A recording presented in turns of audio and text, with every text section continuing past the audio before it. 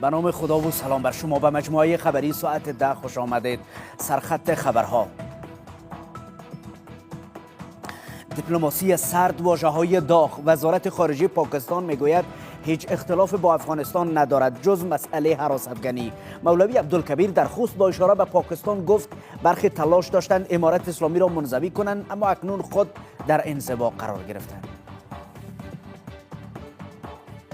هغه خلک چې کوشش کوي چې اسلامي امارت د انزوا په طرف بوزي، موږ روابط هغه حد ته رسېدلي د دې په عوض چې موږ خلک کنج ته کې خلک هم کنج ته کړي دي. پاکستان تا به حال در ابهام است، در خصوصا در ارتباط با افغانستان.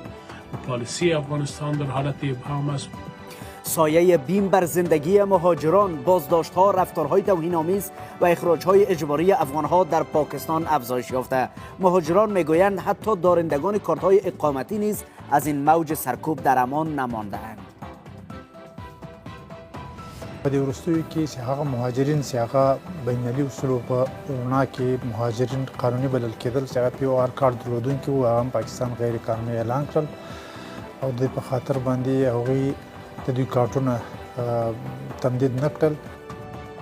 استخراج معادن زیر سایه قانون. وزارت معادن و پترولیم استخراج غیر قانونی معادن را ممنوع اعلام کرد و پافشاری کرد که با متخلفان برخورد جدی خواهد شد.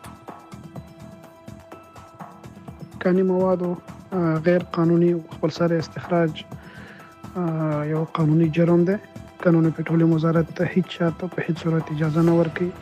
سکه های گران، زندگی های دشوار، افزایش بی‌پیشینی بهای طلا و نقره در بازارهای کابل توان خرید شهروندان را کاهش داده. رئیس اتحادیه زرگران کابل میگوید بهای طلا در مقایسه با سال گذشته حدود 50% افزایش یافته.